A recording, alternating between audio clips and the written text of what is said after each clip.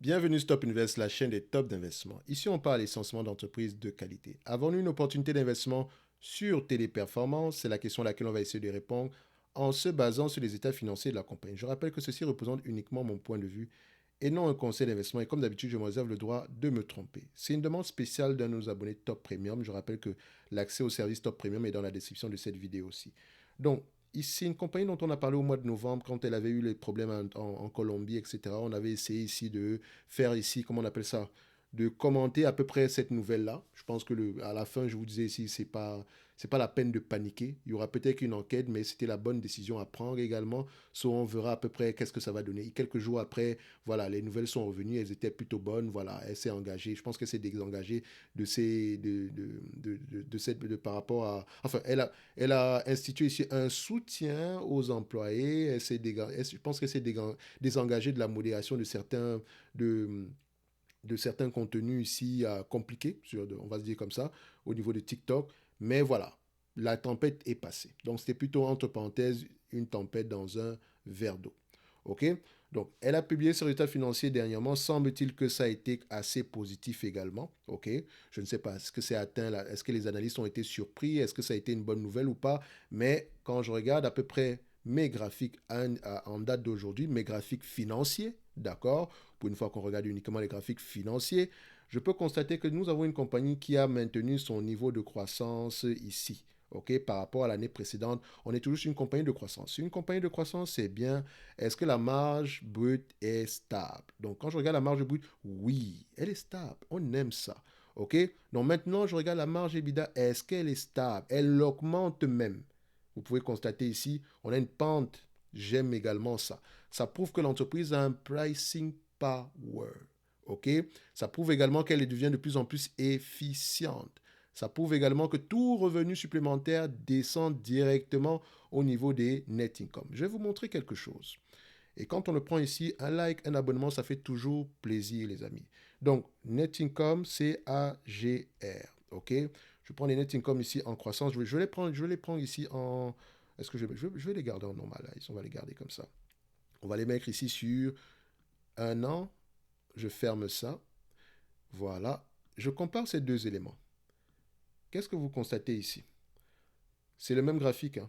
Sauf que ça, ce sont les revenus. Et ici, on a les bénéfices nets. C'est-à-dire que les bénéfices nets ont tendance à croître à un niveau plus élevé que les net income. Si je prends la tendance des 5 dernières années, on a 18%. OK? Si je prends la tendance pour le revenu ici, la croissance du revenu ici, qu'est-ce qu'on a? Sur les 5 dernières années, nous avons à peu près du 14%. Donc, nous avons une entreprise ici qui a tendance à croître, qui a tendance à faire croître ses bénéfices nets à un niveau de plus en plus élevé. OK? Ça veut dire que tout revenu supplémentaire ici entraîne des bénéfices nets encore plus élevés. On aime ça. Maintenant, c'est bien, mais est-ce que l'entreprise a même du free cash flow? Parce qu'on connaît des entreprises qui ont des net income sans free cash flow. Il peut avoir une bonne raison derrière, comme je le dis toujours. Donc, ici, on veut déjà voir si elle s'autofinance. Est-ce que c'est le cas? Oui, elle s'autofinance. Les net income et les free cash flow parlent le même langage, mais faites attention au net income, au free cash flow sur les dernières années pour les entreprises européennes parce qu'elles ont tendance ici à prendre en considération, elles ne prennent pas en considération les loyers. Je vais garder la marge des net income ici. OK? Donc, je constate que tout semble être assez correct. Au niveau de la dette nette, d'accord? Dette nette sur EBITDA, qu'est-ce qu'on obtient? On obtient à peu près quelque chose aux alentours de 1,7 fois les EBITDA, donc c'est assez gérable. Même pas, c'est même très gérable. Maintenant, on va regarder les prices sous les PER de cette compagnie-ci. Le marché paye combien? Et comme je le dis toujours, le PER est un rendement. Je ne vais pas revenir dessus. Et si vous ne savez pas de quoi je parle, je vous invite à aller regarder les anciennes vidéos ou bien à aller taper de PER est un rendement pourquoi sur Google. D'accord? So, le marché paye 20 fois les bénéfices. Ça veut dire qu'on demande un rendement de 5%. Ça veut dire que si vous l'achetez ici aujourd'hui, d'accord, elle va vous verser maximum 5% de dividendes sans prendre en considération la croissance à bénéfice net marge égale. OK? Donc, quand on regarde ça en moyenne, si vous constatez que le marché, certaines personnes ont payé 60 fois les bénéfices ici, est-ce que c'est judicieux? Point d'interrogation. Peut-être qu'également, ils prennent en considération une éventuelle croissance future. Mais quand on prend la croissance future, on est aux alentours des 20 fois, 30 fois les bénéfices. Est-ce que c'est judicieux? Point d'interrogation. Nous, ici, aujourd'hui, on va prendre 20 fois les bénéfices maximum.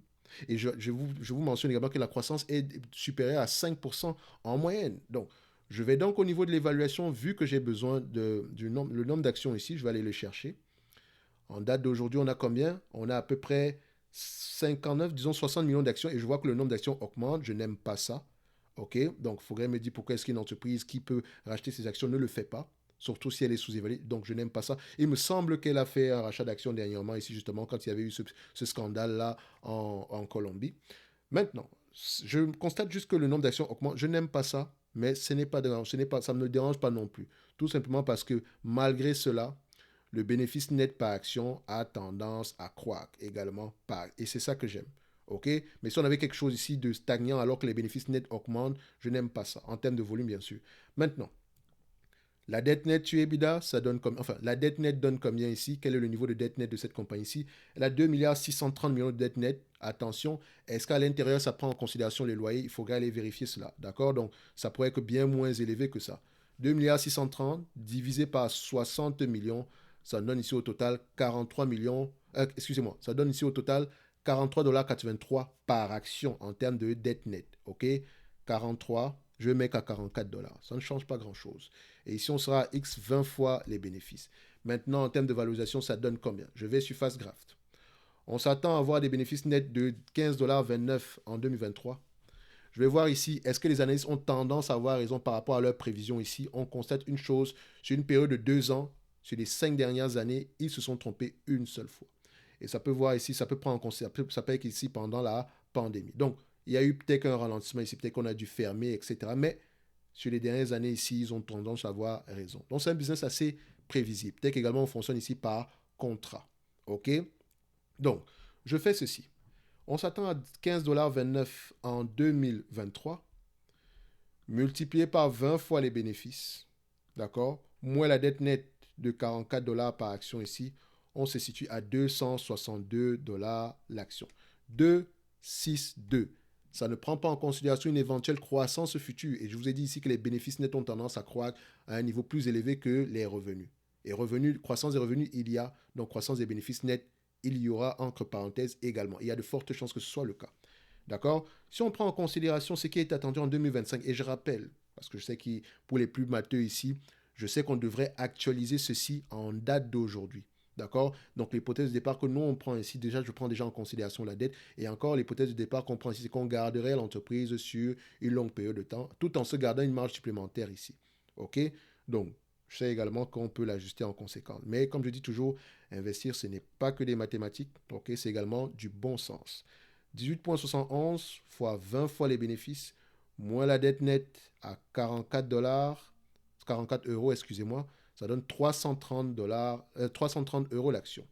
Donc, si on le fait ici, si on fait la même hypothèse ici d'ici 2025, donc j'arrondis 25, voilà, on va le mettre comme ça.